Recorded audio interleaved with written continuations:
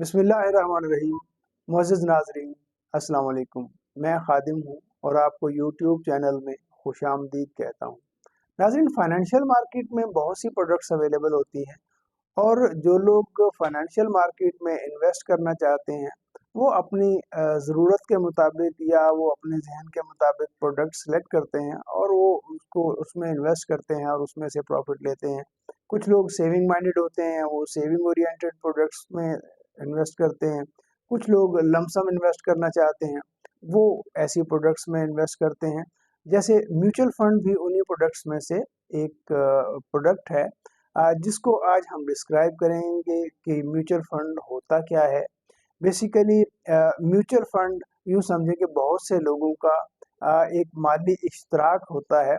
उसमें लोग एक ही पूल में फंड्स जो है वो अपने-अपने फंड्स डालते हैं और जो फंड मैनेजर होते हैं वो उस फंड को आगे इन्वेस्ट करते हैं और वो मुख्तलिफ़ किस्म की जगहों पे वो इन्वेस्ट करते हैं और फिर वहाँ से जो प्रॉफ़िट आता है अपने मैनेजमेंट चार्जेस रख के, वो जो प्रॉफ़िट होता है वो जो जितने भी पार्टिसिपेंट्स होते हैं वो उनमें तक़सीम कर दिया जाता है।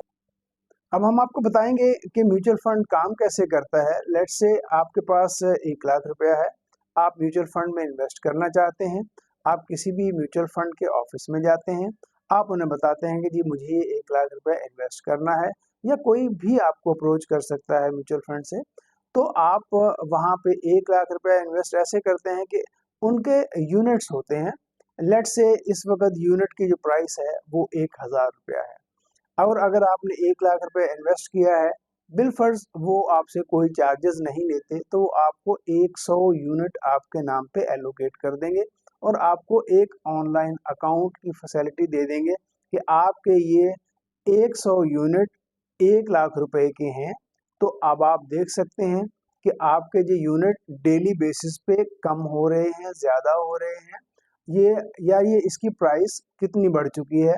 तो वो आप अपने मोबाइल पे या आप अपने लैपटॉप पे आप देख सकते हैं, आप अपना कि आपके अकाउंट की वर्थ इस वक़्त कितनी हो चुकी है। हो सकता है 5 दिन के बाद वो आपकी 1,05,000 हो जाए, तो इसका मतलब है आपके यूनिट की प्राइस बढ़ गई। इन केस अगर वो प्राइस गिरती है, तो आपका जो 1 लाख है, वो हो सकता है 95 रह जाए। इसमें घबराने की ज़रूरत नहीं है, चूँकि ये लॉन्ग टर्म प्रोडक्ट होती हैं, आपको थोड़ा वेट करना होगा, वही आपका 1 लाख रुपया हो सकता है सवा लाख रुपए में बदल जाए। तो ये आपको वेट करना होता है और आपको थोड़ा सब्र से काम लेना होता है।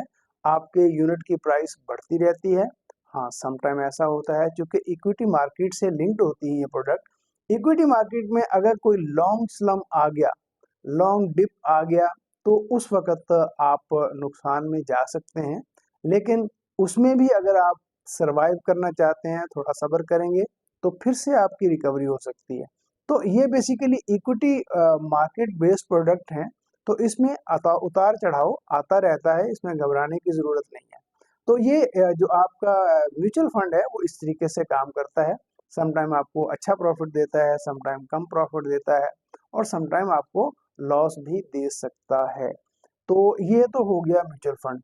अब हम बेसिकली आज मेरा जो मकसद है वो म्यूचुअल फंड को जो इंश्योरेंस प्रोडक्ट है उससे आपको एक कंपैरिज़न देना मकसद है कि आप अगर इन्वेस्ट करना चाहते हैं तो आप को क्या प्रेफ़र करना चाहिए, इंश्योरेंस लेनी चाहिए या आपको म्यूचुअल फंड लेना चाहिए।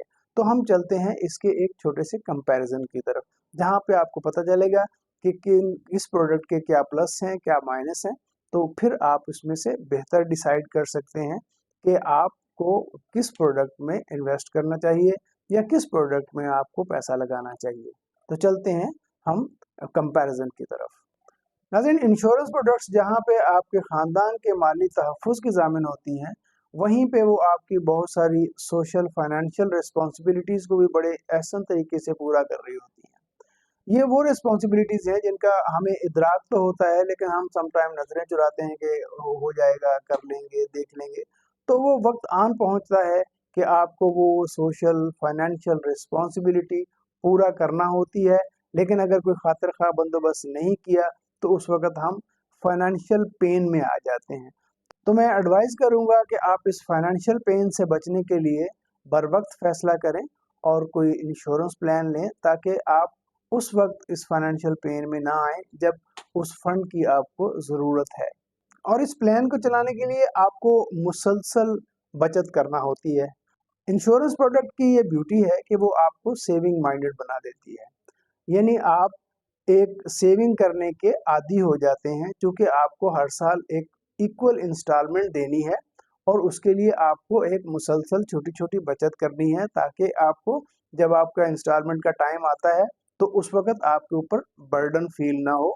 लिहाज़ा आप हर महीने थोड़ा-थोड़ा बचाएँगे और ईयर एंड पे आप जाके अपनी इंस्टॉलमेंट पे कर देंगे। जबकि म्यूचुअल फंड में ऐसा नहीं है, वहाँ पे कोई इक्वल इंस्टॉलमेंट नहीं है। अगर आपके पास है तो आप वहाँ पे डाल देते हैं, नहीं है तो कोई ज़रूरत नहीं है, वो आपको फ़ोर्स नहीं करता कि आप ज़रूरी बचत करें। जबकि इंश्योरेंस या तकाफुल का एक फ़िक्स प्रीमियम होता है, तो वो आपको एक मुसलसल बचत की आदत डालता है। और जैसा मैंने आपको बताया कि म्यूचुअल फंड इक्विटी मार्केट से लिंक्ड होता है, इसका मेजर पोर्शन वो इक्विटी मार्केट में इन्वेस्ट होता है और इक्विटी मार्केट बड़ी वोलेटाइल होती है, कभी वो ऊपर जा रही होती है, कभी नीचे जा रही होती है। तो इसलिए वहाँ पे एक रिस्क फैक्टर मौजूद रहता है, यानी मार्केट की जो भी पोजीशन होगी, आपको उसी के मुताबिक प्रॉफिट मिलेगा। जबकि इंश्योरेंस में अगर हम बात करते हैं स्टेट लाइफ की, तो वहाँ पे जितना जो आपका सम एश्योर्ड है, तो वहाँ पे आपको प्री डिसाइडेड बोनसेस जो हैं, वो आपको एलोकेट हो जाते हैं। तो आपको एक एक्सपेक्टेड अमाउंट आपको मिलता है उसकी मैच्योरिटी पे। आप फिक्स तो वो भी नहीं होता, लेकिन आप एक प्री फिक्स कर सकते हैं कि यार लेट्स से मुझे अगर 1 करोड़ की ज़रूरत है, तो वो 1 करोड़ पूरा नहीं होगा, तो हो सकता है कि 2-4 हज़ार कम हो सकता है 2-4 हज़ार ज़्यादा भी हो जाए। तो यानी एक एक एग्रीगेट अमाउंट आप वहाँ पे एक्सपेक्ट कर सकते हैं। तो वहाँ पे आपको इतनी जो वोलेटिलिटी है मार्केट की, वो अफ़ेक्ट नहीं करती है। नाज़रीन, हम एक मुस्लिम मुआशरे में रहते हैं और दीन इस्लाम अपने फॉलोअर्स को माली तौर पर भी मुस्तहकम और मजबूत देखना चाहता है। इंश्योरेंस प्रोडक्ट के ज़रिए आप अपने ख़ानदान के लिए एक माली तहफ़्फ़ुज़ ख़रीद रहे होते हैं। यानी जिस ख़ानदान के लिए आप अपनी ज़िंदगी में तगो-दो करते हैं, उनको मज़बूत बनाने की कोशिश करते हैं, उन बच्चों की एजुकेशन पे आप एक्सपेंस कर रहे होते हैं, उनको फ़ाइनेंशियली मज़बूत देखना चाहते हैं।